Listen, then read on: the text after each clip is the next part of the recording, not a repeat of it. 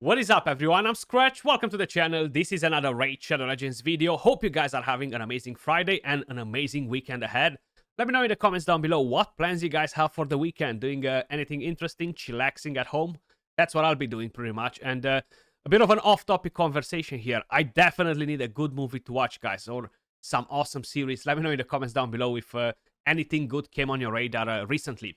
We have a brand new fusion, guys, but on top of it, this will be a new powerhouse couple for Valentine's.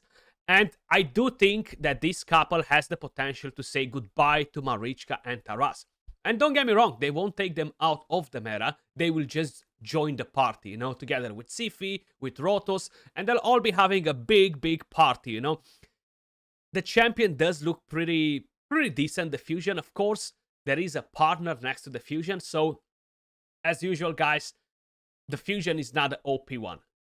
The fusion is the activator of the OP one, basically, and was the same with the Sifi and Rotos, and with most of the fusions that came in as couples. The same way we had, for example, Yumeko and Karato, right? Like, Yumeko as the GOAT, Karato was okay as a damage dealer too, and we're gonna be in the same sort of situation. Let me just quickly walk you through everything about the fusion. So this will be a fragment fusion event, guys. On Thursday, February 8th, they're planning to launch a champion fragment event with a new champion, with Queen Ancora. Now, she is a legendary champion, support magic affinity from the Night Revenant faction. And they're making a bit of a description here. So basically, they're saying that she's going to be helpful for PvE and for PvP content. She will have an amazing synergy, of course, with her partner. And she will be able to manipulate cooldowns, which sounds pretty interesting, but don't get your hopes too up, because we're not gonna see a Warlord or a Yumeko as a fusion, But she does have quite a few interesting things in the kit, some revives and other stuff like that. That being said, let's actually jump straight to the champion. She does look amazing design-wise, like super awesome. I don't know why she reminds me of the movie 300, where the Persian guy, the king, I forgot his name right now, kind of like had the same sort of mask, and not crown, but I don't know, it reminds me of that for whatever reason. Starting with the A1, guys, Necrobolt attacks one enemy. Has a 30% chance of decreasing the cooldown of a random ally skill by 2 turns, except this champion. This is actually a nice touch on the A1. If you book her, she will go to a 50% chance to decrease the cooldown of a random ally skill, which is actually pretty nice. Then, if with King Narcissus is on the same team and has any active skills on cooldown, decreases the cooldown of one of their skills by 2 turns. If White King Narcissus is on the same team and has no active skills on cooldown, decreases the cooldown of a random ally skills by 2 turns, except this champion. If the cooldown on a skill is fully reset, also heals that ally by 10% of this champion's max HP, which can be a very nice heal if you're gonna build her tanky. Then the A2 Shield of Emaria removes all debuffs from all allies and places a shield buff on them equal to 25% of this champion's max HP. Again, is this champion's max HP? That would be a massive shield, guys. And yeah, having the cleanse is definitely nice too. Shame is no immunity in here. If she would have had a block debuff, she would have been amazing. If White King Narcissus is on the same team, also places a strengthen buff on all allies for 2 turns and fills the thermometer by 10%, which again is pretty damn nasty, and this will be on a 3-turn cooldown fully booked.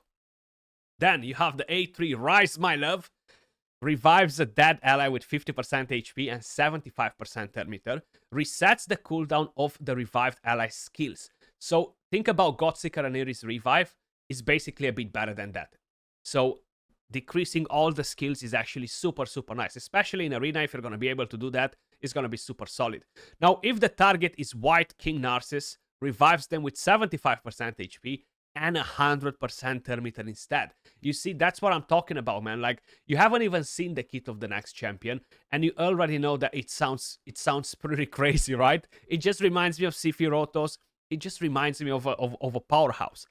After the revival, decreases the thermometer of all enemies by 10%, guys, which gives you the edge. That's exactly what you need when you're reviving with 100% thermometer, because in this game you can actually accumulate more than 100% turn meter, you know? So basically it's kind of like going over, like an overflow. So who has the highest overflow will take the next turn, regardless if your champion comes with 100% turn meter, you know? So that's gonna be massive, because if you have King Narcissus in the team with her, he will instantly take a turn before the enemies, you know? Then, if White King Narcissus is revived, decreases the turn meter of all enemies by 20% instead. And this effect cannot be resisted. Like, my god, you don't even need accuracy, because this champion doesn't really sound like she needs accuracy so far, right? So it would be a bit of a bummer to give her accuracy. But so far, it sounds pretty damn good. Then you have the passive. On a 3-turn cooldown, fully booked, you're going to drop the cooldown. Whenever an enemy tries to place a fear, through fear, freeze, provoke, sleep, or stun, or petrification debuff on the ally with the highest crit damage, transfer those debuffs to this champion instead. Fills the turn meter of this champion by 50% if this champion misses their turn due to one of these debuffs. So you're not going to be fully punished if you're actually going to get the debuff from the enemy, you know, which is very good as well. And being able to get it from the ally with the highest crit damage is actually good too, because it's the nuker usually, right? Then, at the start of this champion's turn, removes any fear, true fear, freeze, provoke, sleep, stun, or petrification debuffs from this champion if White King Narcissus is on the same team. If there are multiple champions on the team with this skill, only one will activate. And then you have a speed aura for all battles, 19%, guys. So honestly, the champion on its own is a decent champion. She's not like crazy out of this world. I love the revive skill. I love the A1. The A2 is nothing too insane. It's a cleanse, right? It's not bad, but it's nothing like extremely spectacular. The passive is interesting too as well. But man, if you by any chance manage to summon the other one, it's just like, it's already sounding powerful. So let's see how powerful, to be more specific, because this time around Plarium actually gave us the kit for both of the champions, which is great because we don't need to make any speculation and stuff like that. So he's an HP based champion. This already puts him like this, but at the same time puts him like this, because all the HP based champions, they seem to have trash multipliers. Now hear me out. It will all depend of what sort of multipliers this champion will have. If this champion will have utterly trash multipliers, unfortunately, will be no goodbye to Marichka and Taras, and there will be no contenders to the throne, okay? Regardless of their name, king and queen, you know? That doesn't matter. They won't hold the crown if they're not able to deal damage. But if they are able to deal damage, once you're gonna find out what this bad boy does, you're gonna be like, wow, you know? So with the A1, attacks one enemy, has a 30% chance of randomly increasing the cooldown of one of the target skills by 2 turns. So that's very nice. It's kind of like what a warlord will do, but it's just with a basic skill, and of course it's only for 2 turns, but I'll take it. This effect cannot be resisted if White Queen and Korra is on the same team. So this chance will increase to 50% with books as well. Then we have the A2 on a 3-turn cooldown, fully booked. Desecration Blast. Attacks all enemies. Will ignore 25% of the target's defense. Sounds good so far.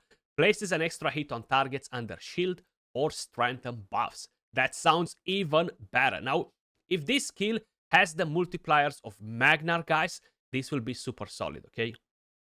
Damage inflicted by this skill cannot be decreased by enemy passive skills or masteries, except by the passive skills of bosses, sorry. And his damage cannot be increased by masteries or skills, you know. So that's basically how it goes with these champions nowadays. Then you have the A3 Spirits Claim You. Attacks one enemy 2 times. Increases the damage inflicted with this skill by 10% for each buff on the target. So if this right here doesn't shout Taras counter, guys, nothing does, okay? Up to 50%, okay? It stacks to 50%. So if they have 5 buffs, you're going to increase your damage by 50%. And by an additional 10% for each buff on this champion, another 50%. So you could potentially increase the damage out of this skill by 100%, guys. If this attack kills a target under 3 or more buffs, places a block revive debuff, sorry. Also grants an extra turn if this attack kills an enemy when White Queen and Korra is on the same team. Like, this doesn't sound freaking OP to you guys. I'm gonna have to save Void Shards for this bad boy now. My god. Then we have the passive. This champion will receive 50% less damage when attacked by enemies, including bosses and their minions, out of their active turn, okay? So, what it means is when they're not in their actual turn, you know? So that's what will happen. So, for example, when Marichka uses the A1, Taras joins in with a counterattack, you're gonna get 50% less damage because it's not their active turn, okay? Now, if White Queen and Korra is on the same team, this champion will receive no damage when attacked by enemies out of their active turn. So let's just say you're going against Marichka and Taras, and you're about to smack, for example, Marichka. Taras usually counterattacks with the A2. He doesn't care, man. This guy's gonna take no damage, okay? So that's why I'm saying they designed this champion, this couple, in such a way that they will be contenders to the throne, and they are here to put a break to Marichka and Taras. Now, I hope he will have good multipliers, and they will actually perform as they should, you know? If he has good multipliers, he's gonna be extremely, extremely powerful. Now, this effect does not apply against the bosses and their minions, so you're not gonna be able to block their damage. But hear me out. This champion does something crazy as well. This champion's skills will also ignore shield and strength and buffs. All of his skills, A1, A2, A3, okay? Everything will ignore shield and strength and buffs. Now, when you are attacking an enemy and you already have these two buffs on that enemy, and then you only need one more buff on them, it doesn't matter what. They have 3 buffs, bang, you ignore 2 of them, you block revive. At least that's how it should work, running it in my head, you know? And you have a HP aura for all battles, 33%, man. Here we go, guys. So this is the new powerhouse couple coming to Raid Shadow Legends for Valentine's. And yeah, most probably we will have some summoning events for this bad boy. Definitely expected. Now, I know a lot of you guys are more in the end game. A lot of you guys are more towards PvP content and stuff. And I know you will be tempted by this champion. But my god, I will drop guides on them, guys, as soon as possible, okay? Like, snap your fingers. As soon as I get access and we can do it, I'll be doing it because, yeah, they do deserve some good spotlight, and we're going to check them out. But this is the fusion, guys. How I mentioned, on her own, she's decent. With a partner, she's very good together with him.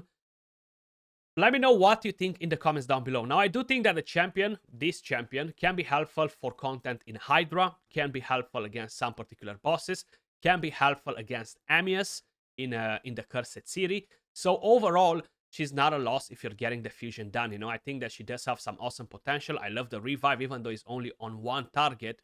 I love that you're going to decrease the cooldowns of all skills. For example, in Hydra, you can constantly let that one ally die and constantly revive the ally and then use the enemy max HP skills. Like if you have a Husk, a Tranda, or whatever champion you have, you're going to be able to just kill that champion intentionally and revive with no cooldown, basically, you know? So this will be something very, very powerful, I think. And yeah, having that passive can be nice too, especially with the provoke. Like, we're going to get provoked a lot in Hydra. We're going to get the true fear on Hydra. So a lot of these things will actually be awesome. And considering there will be no cooldown on the passive, I feel like it's going to be very, very helpful for Hydra content too, guys. But let me know your thoughts in the comments down below. Appreciate every single one of you guys watching. Much love, and I'll catch you all in the next video. Peace.